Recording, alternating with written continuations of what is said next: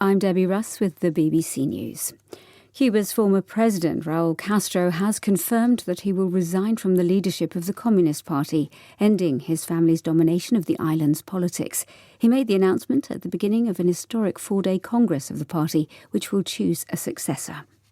En lo que a mí se refiere, concluye mi tarea como primer secretario del Comité. As for me, my task as first secretary of the Central Committee of the Communist Party of Cuba concludes with the satisfaction of having fulfilled my duty and with confidence in the future of the country. ¡Viva Cuba Libre! Mr. Castro, who's 89, said he was handing over the leadership to a new generation of Cubans who are full of passion and anti-imperialist spirit. Raul Castro is the younger brother of the late leader of the Cuban Revolution, Fidel Castro. The United States has condemned what it called an escalatory and regrettable move by Moscow after the Russian authorities expelled 10 US diplomats and blacklisted 8 officials in a reciprocal response to sanctions imposed by Washington on Thursday. A spokesperson for the US State Department said it reserved the right to respond to Russian retaliation.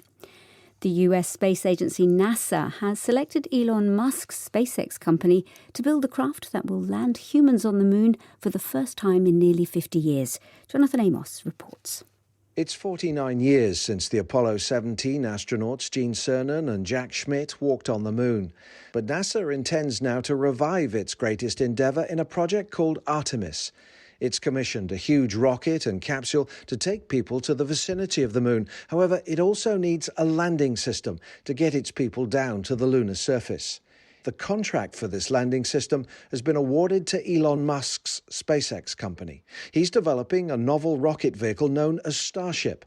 Powered by methane engines, it should be capable of putting more people and equipment on the moon than was ever possible during Apollo.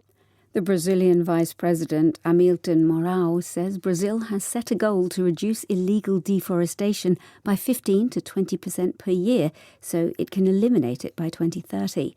Leonardo Rocha has the details.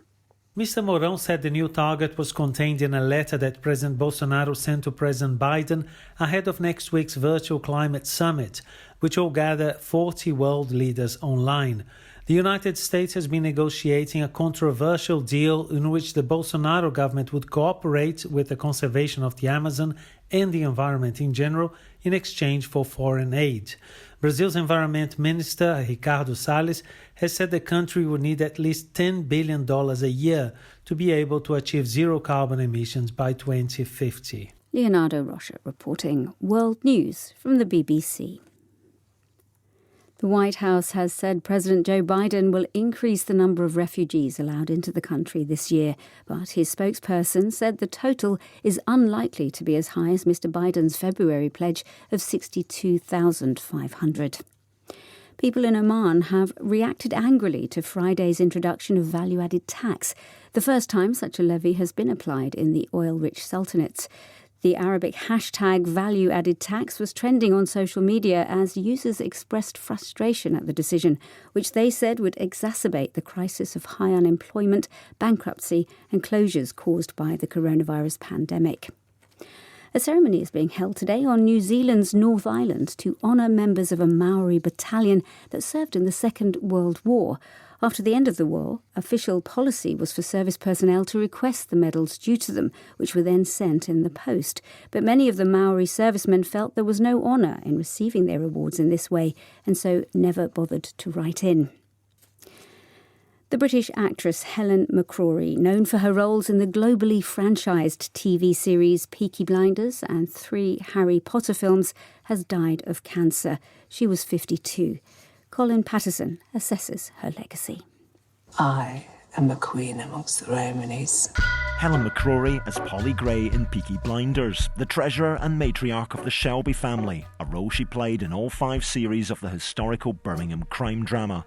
Making her name in theatre in the 1990s, in the 2000s she moved into film, playing Sherry Blair in the Oscar-winning The Queen and reprising the role on TV in The Special Relationship. She worked with Martin Scorsese on Hugo, played an MP in the James Bond film Skyfall, and reached a younger generation as Narcissa Malfoy in the Harry Potter films. That's the latest. BBC News.